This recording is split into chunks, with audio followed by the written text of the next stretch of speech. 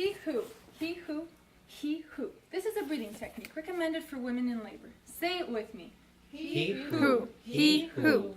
What if you're stuck in traffic and you're having to use this technique to get through the worrying and the pain of having your baby in a car? If you're someone who freaks out at the thought of having your kid unexpectedly, looking for a controlled environment, and want a natural birth, then I'm talking to you. Today I'm going to persuade you that a planned home birth with a certified midwife at your service in the comfort of your home is what you need. What many people don't know is that a home birth is an option just like a hospital birth, except less people choose it. They are not aware. Well, today you will be aware, and I want you to have a home birth. There are two types of midwives. CNM. They are specialized in hospital or birth centers. The CPM is certified professional midwife specialized in home births. This one has a master's degree. This one has just went through a program, one short of a master's degree.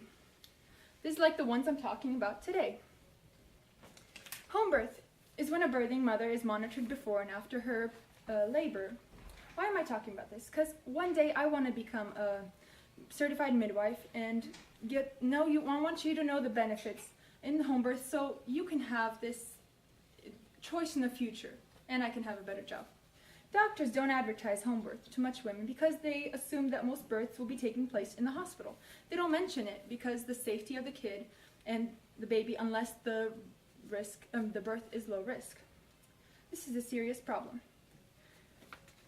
In scholarly article on Science, Social Science and Media, Robbie Davis Floyd says that home birth, while diminishing in frequency, still exists as a vital option in many women for the U.S. It's almost been obliterated by the 1950s, but in recent decades has formed a focus of social movement dedicated to maintaining home birth as a viable option. It's interesting how home births are most popular, but since the beginning of time, generations have been having babies every which and where, right? So wouldn't the midwives be much more specialized in home births? If you don't know about a home birth, then you get one less option of one-on-one care, many benefits. So according to Madison Wagner, certified nurse midwife, that would be from the hospital, compares the hospital staff to a home midwife. Direct entry midwives are able to spend much more time with women during perinatal care visits and usually stay during the birthing women throughout labor and delivery. Some CNMs are able to practice like direct entries. Some of these are able to practice like the direct entry midwives, but most of them are limited by hospital doctor policies and busy practices, sometimes maintained by HMOs. May mean that CNMs just come in to catch the baby while not able to provide the continuous hands-on care. Well, wouldn't you want someone who is able to help manage that everything goes right versus someone who can't schedule an extra hour due to policy? This is an option, but it worries people on how midwives are going to plan to help control the pain. Some people say this isn't a problem, but I think they're wrong. What if you like the idea of natural birth, but the hospital's form of pain control is medication? The midwives at home seem to have strategies to overcome the pain. Before the birth, they allow laughing gas. It's harmless but helpful. They place women in different positions to adjust the pain. They also try distraction. Can you imagine the level of distraction to stop a contraction pain? At the time of contraction, movement is key. So they use birthing balls. For the delivery, water bath birth is used for women who want an experience and a delivery that makes it better, a little easier. Granted that, the solution is clear. If you're a low-risk birth, have a home birth with a midwife. If your doctor labels you so, do the research and find a credible midwife to see how home birth is for you. So this is how it works.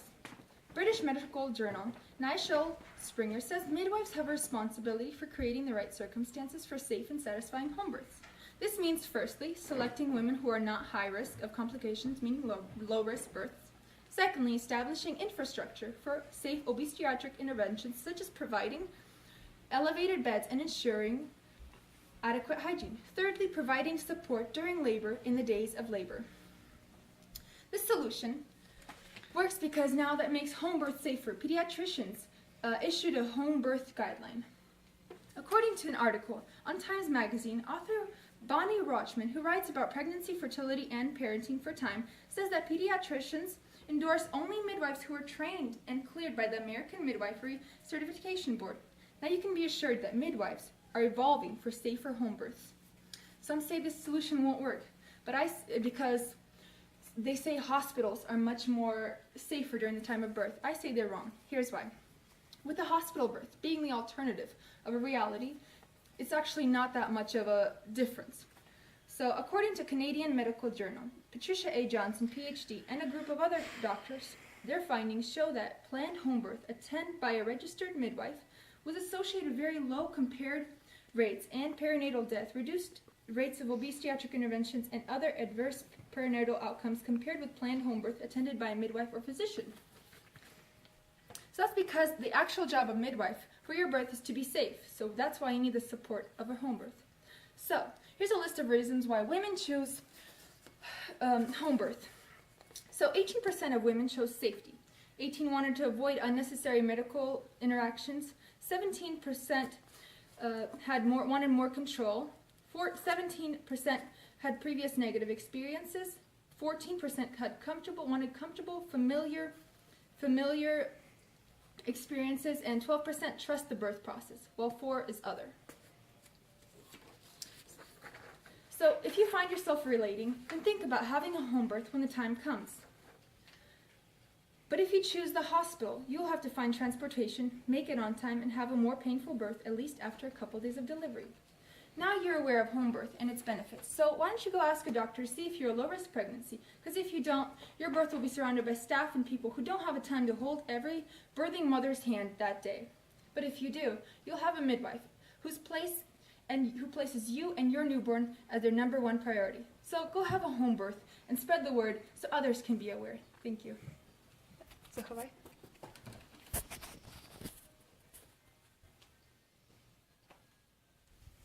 Thank you.